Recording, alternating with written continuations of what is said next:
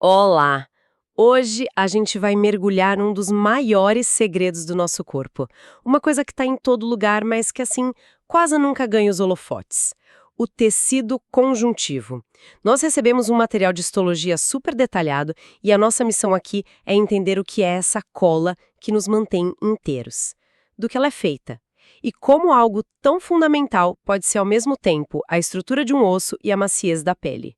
Vamos explorar a lógica por trás disso. É um ótimo ponto de partida, porque a maioria das pessoas pensa em órgãos, músculos, cérebro, mas o tecido conjuntivo é o que conecta tudo isso.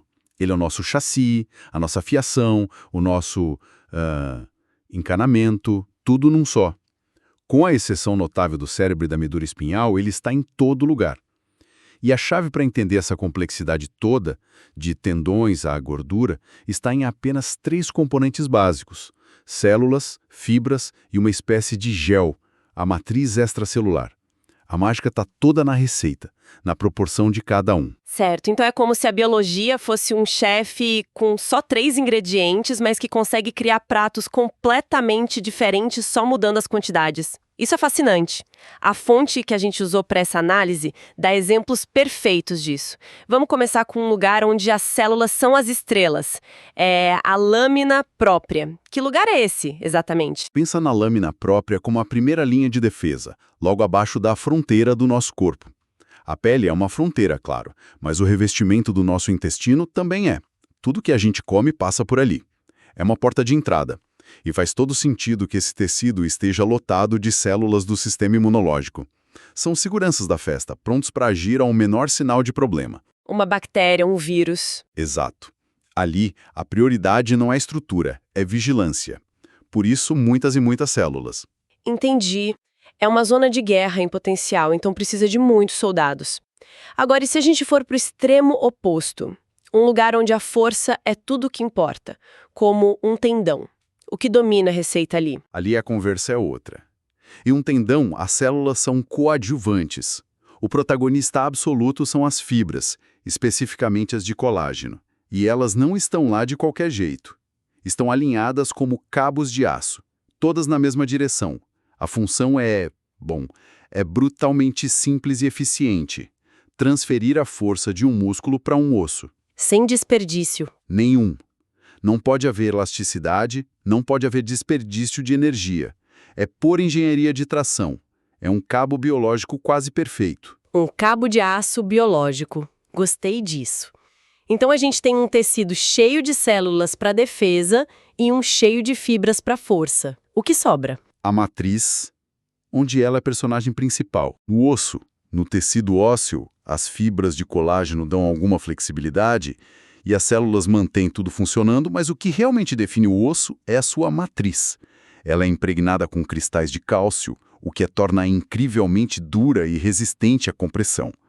É essa matriz calcificada que nos permite ficar de pé e não desmoronar como, uma pilha de gelatina. Certo. Cada um desses exemplos mostra como a função dita a forma, ou melhor, a composição. Isso nos dá um panorama incrível.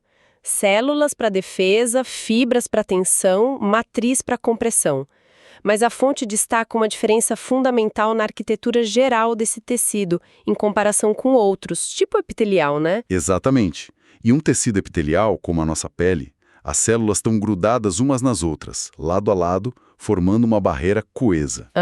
No tecido conjuntivo, a regra é o oposto. As células estão espalhadas, como se fossem ilhas num oceano de fibras e matriz. Elas não se tocam. E essa separação é crucial, porque é nesse oceano que tudo acontece. A troca de nutrientes, a movimentação de células de defesa, a sinalização. É uma arquitetura de espaço aberto. E essa variedade toda, um tendão, um osso, a derme da pele, parece loucura que tudo isso venha da mesma origem. Como é que isso acontece? Acredite, vem tudo do mesmo lugar. Durante o desenvolvimento embrionário, a gente tem um tecido primordial chamado mesênquima. Pode pensar nele como uma espécie de tecido-tronco. As células mesenquimais são indiferenciadas, são como argila esperando pelo escultor. Elas têm o potencial de se transformar em quase qualquer tipo de célula do tecido conjuntivo. Espera aí. Então, uma única célula embrionária pode receber um sinal e virar uma célula de osso, e outra idêntica a ela pode receber um sinal diferente e virar uma célula de gordura. É exatamente isso. A fonte usa o exemplo da formação óssea, que é muito didático. Uma célula mesenquimal recebe uma ordem química. Você vai construir osso. Ela então se diferencia e vira um osteoblasto. O sufixo blasto geralmente significa construtor, né? Certo. Esse osteoblasto começa a secretar matriz óssea ao seu redor, construindo a sua própria casa. E o que acontece com ele? Ele se muda depois que a casa está pronta? Então, aí é que está a parte curiosa. Ele trabalha tanto que acaba se emparedando. Fica preso dentro da matriz rígida que ele mesmo criou. Uma vez aprisionado, ele não pode mais construir. Então ele muda de identidade de novo. Deixa de ser um osteoblasto e se torna um osteócito. O sufixo cito significa célula. E a função dele muda também. Completamente. Sua nova função é mais calma, ele apenas mantém o tecido ósseo ao redor, garantindo que tudo fique saudável. É um ciclo de vida fascinante, de construtor a zelador. Que incrível, ele constrói a própria prisão e depois vira um zelador dela? A partir dessa origem comum, então, como a gente organiza essa bagunça toda no adulto? A fonte propõe uma classificação, certo? Sim, para colocar ordem na casa, dividimos o tecido conjuntivo do adulto em 3 grandes grupos. O primeiro é o tecido conjuntivo comum. É o mais genérico, digamos assim. Aqui entram o frouxo, como a lâmina própria que já falamos, o denso irregular, que a gente vai ver na pele, e o denso regular dos tendões. E os outros 2 grupos? O segundo grupo é o tecido conjuntivo de suporte. O nome já diz tudo. São os tecidos que dão sustentação ao corpo. Basicamente, cartilagem e osso. E por fim, o terceiro grupo, o tecido conjuntivo especial. É uma categoria que inclui os especialistas como o tecido adiposo, que armazena energia, o tecido reticular, que forma o esqueleto de órgãos como o baço, e, surpreendentemente, o sangue. O sangue? Como assim o sangue pode ser tecido conjuntivo? Ele é líquido. É uma ótima pergunta, porque quebra a nossa intuição. Mas se você pensar na definição, células, que são as hemácias, os leucócitos, imersas em uma matriz extracelular, que é o plasma, o sangue se encaixa perfeitamente. Uau! É um tecido conjuntivo especializado com uma matriz fluida. Faz todo sentido quando você coloca dessa forma. Vamos dar uma olhada mais de perto em alguns desses tipos comuns, como se a gente estivesse no microscópio. O tecido conjuntivo frouxo, ou areolar. A fonte tem uma história curiosa sobre esse nome, não é? Tem sim.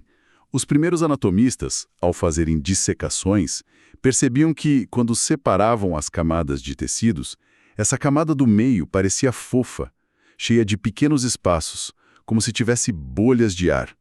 Por isso o nome areolar. Na lâmina você vê exatamente isso. Poucas fibras, muitas células espalhadas e muito espaço em branco, que é a tal da matriz. É o material de embalagem do corpo, preenchendo espaços, mas o material funcional que permite a passagem de nervos e vasos sanguíneos. Certo. E o oposto disso seria o tecido denso. A fonte fala do denso irregular, usando a derme da pele como exemplo. A imagem que me vem à cabeça é de um emaranhado de fios. É a analogia perfeita. Na derme, as fibras de colágeno são grossas e abundantes, mas apontam para todas as direções, como um novilo de lã compactado.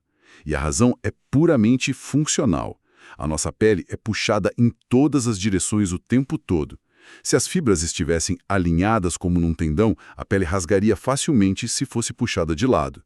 Essa desorganização é, na verdade, uma organização inteligentíssima para resistir a forças multidirecionais. E isso contrasta totalmente com o tendão, que é o denso regular. Lá a organização é militar. Exatamente. No tendão é tudo sobre máxima eficiência numa única direção. Feixes paralelos de colágeno com células exprimidas entre eles, os tendinócitos. É um design otimizado ao extremo. E essa lógica de organização do tecido conjuntivo se aplica numa escala maior, na arquitetura dos órgãos. A fonte menciona como ele forma a estrutura de suporte. Você quer dizer a cápsula que envolve os órgãos? Sim. A maioria dos órgãos tem uma cápsula externa de tecido conjuntivo denso, como um invólucro. Mas não para por aí. Essa cápsula envia divisórias para dentro do órgão, como paredes que o dividem em cômodos. Essas divisórias são chamadas de septos ou trabéculas. Em uma glândula, por exemplo, toda essa armação de tecido conjuntivo, a cápsula e os septos é chamada de estroma, é o andaime. E as células que trabalham. As células que fazem o trabalho de verdade, que produzem a saliva ou hormônios, são o parênquima. É a diferença entre o prédio e quem trabalha nele. Estroma e parênquima. Andaime e operários. Entendido. E esse andaime é feito basicamente de quê? De fibras, imagino. Esse me parece um bom gancho para a gente entender que tipos de tijolos ou, no caso, cabos, o corpo usa para construir tudo isso. Perfeito. O corpo tem um arsenal de 3 tipos principais de fibras. A mais famosa de longe é a de colágeno. É a proteína mais abundante do nosso corpo. E não existe só um tipo. A fonte usa uma analogia fantástica para explicar as diferenças. A analogia das cordas, eu adorei essa parte. É ótima, não é? O colágeno tipo 1, o mais forte, é como aquela corda grossa de amarrar navio no cais. Robusta, inflexível. Você encontra nos ossos e tendões. O colágeno tipo 2 seria uma corda de escalada, um pouco mais fina, com certa flexibilidade, ideal para cartilagens. E o colágeno tipo 3 é comparado a um barbante fino. Ele não serve para segurar peso, mas para criar redes delicadas. É o que forma as fibras reticulares. E só para deixar o conceito mais tangível, problemas na produção de colágeno podem causar doenças, certo? Sim. E doenças sérias. Na síndrome de Ehlers-Danlos, por exemplo, um defeito genético na produção de colágeno faz com que a pele seja extremamente elástica, as articulações hipermóveis, os tecidos em geral muito frágeis. Nossa. É um exemplo dramático que mostra o quanto a gente depende da integridade dessas cordas. Uau. Ok, então além do colágeno, quais são as outras fibras? Temos as fibras elásticas. Como o nome sugere, a função delas é dar elasticidade. Elas se esticam e voltam ao normal, como um elástico. Estão na parede das grandes artérias, como a aorta, que precisa expandir a cada batida do coração. E, por fim, as fibras reticulares, que a gente já adiantou que são feitas do barbante colágeno tipo 3. Elas formam uma malha fina, uma rede tridimensional que serve de suporte para células em órgãos como o fígado e os gânglios linfáticos. O que me leva a uma pergunta. Se a gente tem todos esses tipos de fibras misturados, como um histologista sabe o que está vendo no microscópio? Na maioria das imagens tudo parece meio rosa. Você tocou no pesadelo de todo estudante de histologia do primeiro ano. Com a coloração padrão, a hematoxilina e eosina, o HIE, o colágeno, as fibras elásticas e até o músculo liso ficam em tons de rosa muito parecidos. Vira uma mancha rosa? Exato. Você olha e pensa, e agora? É impossível diferenciar com certeza. E qual é a solução? Existem óculos especiais para isso? Quase isso. A solução são as colorações especiais. São como filtros que revelam coisas diferentes. A coloração de Weigert, por exemplo, tinge as fibras elásticas de preto ou roxo escuro. De repente, elas saltam da lâmina. A coloração de Masson tinge o colágeno de azul ou verde e o músculo de vermelho. Lembro da primeira vez que vi uma lâmina com Masson. A distinção fica tão clara. É ali que você percebe que a histologia é uma ciência, mas também uma arte. É preciso saber qual filtro usar para ver a verdade do tecido. É uma quantidade absurda de detalhes.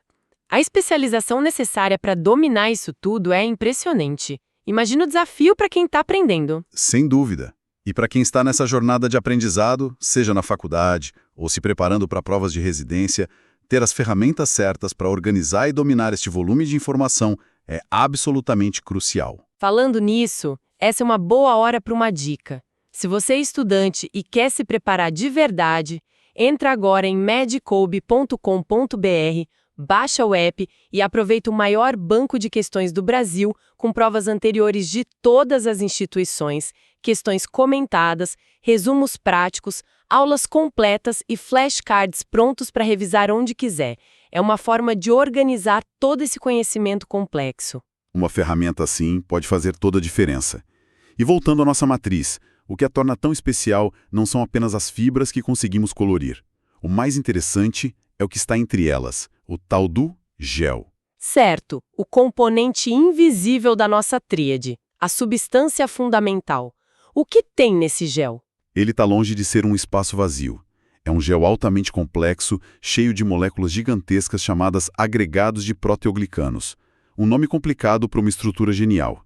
Eles também são conhecidos como glicosaminoglicanos, ou GAGs. E a fonte que analisamos tem uma analogia visual fantástica para explicar a estrutura dessas moléculas, que me ajudou muito a entender a função. A da escova de garrafa, a bottle brush, É perfeita. imagine uma haste central muito longa, que é uma molécula de ácido hialurônico. Presas a essa haste, como galhos, saem várias proteínas.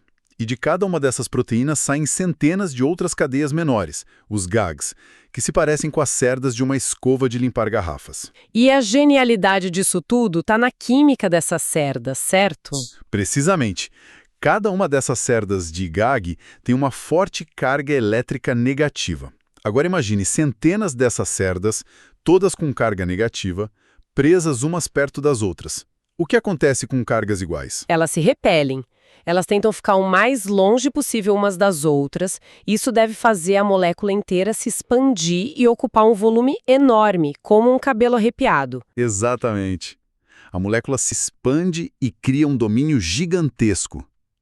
E essa estrutura expandida, cheia de cargas negativas, age como um superímã para moléculas de água, que são polares. Ela suga e prende uma quantidade absurda de água, formando um gel altamente hidratado. E qual a vantagem de ter um gel que retém tanta água? A consequência é a resistência à compressão. Quando você tenta espremer esse gel, as moléculas de água, que são incompressíveis, oferecem uma resistência tremenda. Isso transforma a matriz num amortecedor hidráulico perfeito. E para entender a importância vital disso, a fonte dá o exemplo mais espetacular de todos. A geleia de Wharton no cordão umbilical. Ah, sim. O cordão umbilical, a nossa linha de vida antes de nascermos. Pense no ambiente dentro do útero.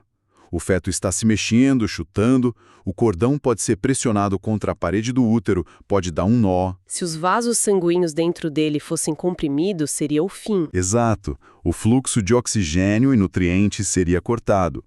A geleia de Wharton, que é o tecido conjuntivo do cordão, é quase puramente composta por essa matriz rica em GAGs.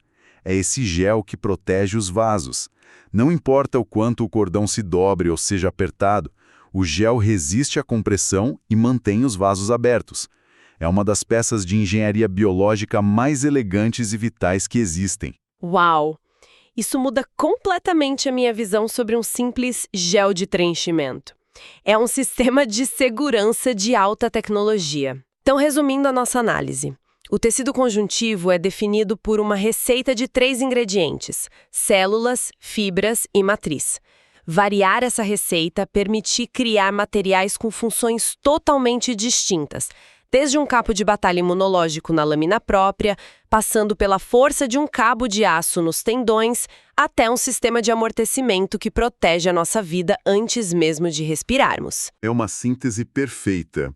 E, se me permite um último pensamento, a nossa fonte, por ser de histologia, foca muito no papel estrutural da matriz. Ela é o andaime, a cola, o amortecedor.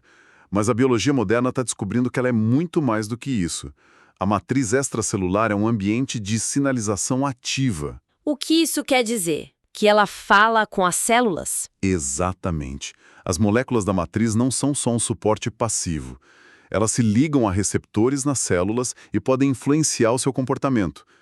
Dizer, há uma célula para se dividir, para migrar para outro lugar, ou até para se diferenciar. A matriz não é apenas o palco onde o drama celular acontece. Ela é um dos atores, sussurrando direções para os outros. Isso é incrível. A cola também dá ordens? E isso nos leva a uma questão final para refletir. Se a cola que nos une não é apenas um suporte passivo, mas um participante ativo na comunicação entre as nossas células, que outras funções ocultas do nosso corpo ainda estamos para descobrir, simplesmente por as considerarmos